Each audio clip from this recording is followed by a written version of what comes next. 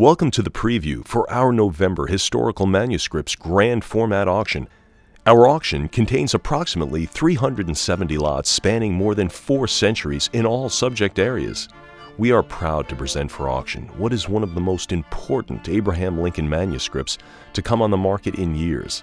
The last paragraph of his second inaugural address, written entirely in his hand and signed in full. With malice toward none, with charity for all, with firmness in the right. As God gives us to see the right, let us strive on to finish the work we are in, to bind up the nation's wounds, to care for him who shall have borne the battle, and for his widow and his orphan, to do all which may achieve and cherish a just and lasting peace among ourselves and with all nations. Signed, Abraham Lincoln. Linton Usher, the original owner of this autograph album, was the son of Lincoln's Secretary of the Interior, John Usher. Young Linton lived in Washington, D.C., and continued to add signatures to his album even after Lincoln's assassination. Despite the tragedy, the work of rebuilding the nation continued, and Linton's autograph album serves to document the process. Also offered as a separate lot in this auction are locks of hair of Abraham and Mary Todd Lincoln, kept by the Usher family until now. A superb letter from General Washington as Commander-in-Chief of the Continental Army to Major General Alexander McDougall concerning the failed expedition against Benedict Arnold. Writing from his New York headquarters to McDougall reflects on the Battle of Cape Henry and bemoans the fact that American forces under General Lafayette had failed to trap British forces under the command of Arnold. The letter also exemplifies Washington's masterful diplomacy as he requests that Congress properly acknowledges and pays tribute to their French allies, despite their lack of success. The 44th president was a young 5th grader at Punahou School, a college preparatory school in Honolulu, Hawaii, when he inscribed this yearbook in 1972. Signed on the first page from the rear, he has inscribed, "To the nicest guy I know," signed Barry Obama. This is the earliest signature from Mr. Obama we have seen and is consigned by the original recipient. Erwin Rommel autograph letter twice signed to Adolf Hitler.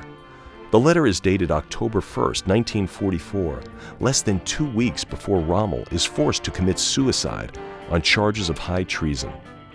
Field Marshal Erwin Rommel discusses the failures of the German army to hold back the Allies at Normandy and the arrest of his former chief of staff, General Hans Speidel, who 3 weeks earlier was arrested by the Gestapo as a member of the conspiracy to bring down Adolf Hitler. This letter was given to Rommel's aide-de-camp, Helmuth Lang, who never delivered it for fear that it would draw further attention to Hans Speidel. The letter remained with Lang's family and is offered here for the first time. This is one of 4 lots in this auction related to Rommel. Ernest Hemingway typed letter signed Papa to film director Fred Zinnemann.